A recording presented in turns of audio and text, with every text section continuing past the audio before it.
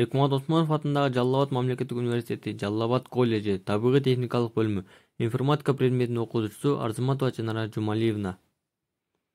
Жалал Абад колледжинин Тойрат 019 тайпасынын студенти Абдукаримов Майсал Шукурбекович. Саламатсыздар, урматтуу мугалимдер жана ошондой эле студенттер. Бүгүнкү биздин сабактын темасы компьютердин түзүлүшү. Бүгүн сиздер менен компьютердин перифериялык түзүлүштөрүн жана системалык блоктун ички түзүлүштөрү менен таанышабыз. Компьютердин түзүлүшү. Компьютердин негизги түзүлүштөрү системалык блокто жайгашкан.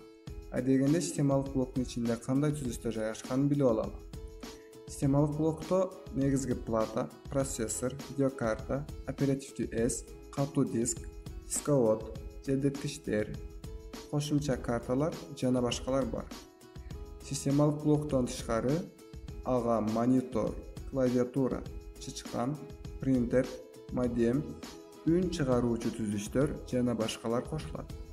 Бул видеодо биз компьютер эмнеден турат жана ал компьютердин түзүлүштөрү кандай функция аткарат жана кайсы жерде жайгашат деген суроолорду карайбыз. Системалык блок.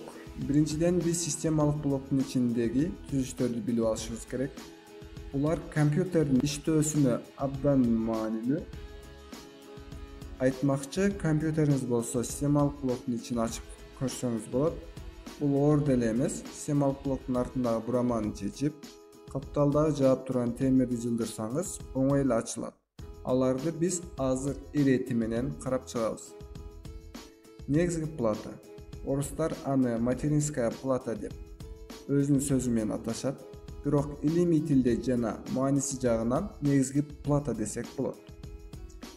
Бул компьютердин негизги түзүлүштөрүн кошуу үчүн жасалган печаттык плата. Түзүлүштөрдүн кээ бири түздөн түз платадагы атайын орундуктарга отургузулат.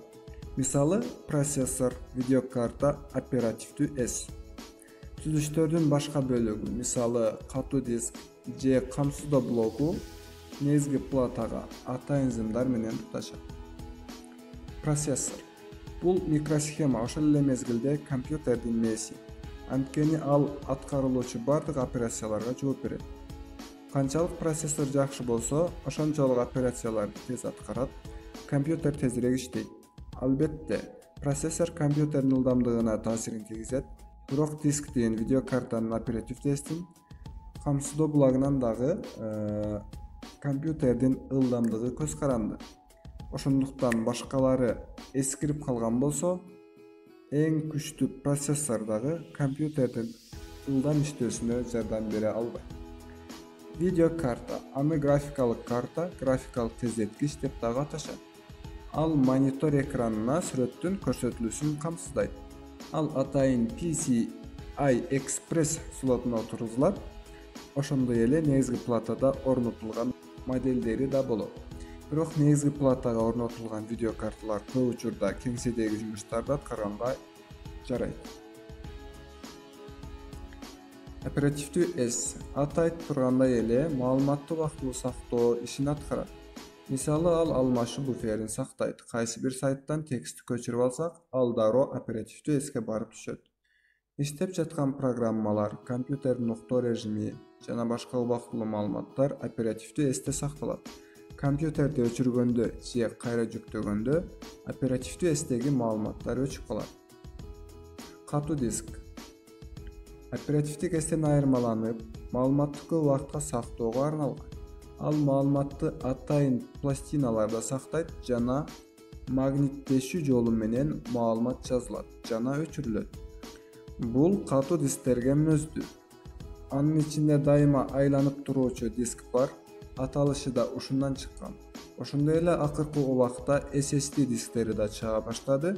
Булардын өзгөчөлүктөрү ылдам иштөө, ичинде эч кандай айланган, кыймылдаган механизм жок. Жогорку температураларга азыраак кабылат. Ошого жараша алардын баасы дагы өтө кымбат. Мисалы үчүн 64 гигабайттык SSD диск 1 терабайт биз колдонуп жаткан катуу дисктин баасына тетет. Бирок 64 гигабайттык SSD дискин сатып алып, аны системдик диск катары колдонсо, башкача айтканда, ага Windows operatsionluk sistemini ornotуп алса, компьютердин иштөө ылдамдыгы бир нече эсе көбөйөт. Компьютер тез жүктөлүп, программалардын иштөөсү бир кыйла тездейт. Компьютер бул дисктиз иштөөсү мүмкүн эмес. Дисковод. Дисктер менен иштөөгө керек. Дисководду көбүнчө DVD-ROM аз колдонуп баратса дагы, компьютерлерде бар же жок дегенде Windows операциондук системасын орнотуп алууга жардам берет. Ал эми магниттик дисководдор эчак эле керектен чыккан. Муздатуу системасы. Бул компьютердин ичиндеги түзүлүштөрдү муздатып туруучу желдеткичтер жана радиаторлор. Негизи компьютерде 3 желдеткич жана бир нече радиаторлор бар. Чоңдору азыраак, кичинекейлери көбүрөөк. Сөзсүз түрдө бир желдеткич жана бир чоң радиатор процессорго орнотулат. Ушундай эле нерсе видеокартада жана камсыздоо блогунда бар. Системалык блоктун ичиндеги жалпы температураны бир калыпта сактоо, абанын алмашып туруусун камсыз кылуу жана чаң басып кетүүдөн сактоо максатында системалык блоктун корпусунда бир, кээде 2 желдеткич орнотулат. Камсыздоо блогу. Камсыздоо блогу айтылган түзүлүштөрдү электр энергиясы менен камсыздайт. Эгер компьютерде түзүлүштөр көп болсо, компьютер күчтүү болуп чогултулган болсо, камсыздоо блогунун кубаттуулугу дагы жогору болушу шарт. Корпус. Негизги платаны процессор, видеокарта, оперативдүү эс, дисковод, үн картасы, камсыздоо блогу жана мүмкүн болгон кошумча түзүлүштөрдү бир жерде кармап, туура туруусун камсыздоо үчүн бизге системалык блоктун корпусу керек. Анын ичинде барлык түзүлүштөр ирети менен тыккан орнотулат. Өчүрүү, күйгүзүү, кайра жүктөө баскычтары, маңдайкы USB панель кошулат. Корпус компьютердин механикалык зыяндуу таасирлерден сактайт. Перифериялык түзүлүштөрдү айтып өтө турган болсок, компьютерде толук кандуу иштеп баштоо үчүн бизге перифериялык түзүлүштөр керек болот. Алар системалык блоктун тышкаркы түзүлүштөр. Монитор. Компьютерде эмне менен иштеп жатканыбызды көрүү үчүн керек. Видеокарта сүрөттөлүштү мониторго чыгарып берет. Анан алар VGA HDMI кабели менен туташтырылат. Клавиатура. Маалыматты компьютерге киргизүү үчүн арналган. Албетте, клавиатурасыз компьютерде иштөө кантип болсун? Текстти жазуу, оюн ойноо, интернетке кирүү бардык жерде клавиатура керек. Чычкан же орусча айтканда мышка. Экрандагы курсорду башкаруу үчүн керек. Ары бери жылдырып, файлдарды жана папкаларды ачып, программаларды иштөөгө жардамы чоң.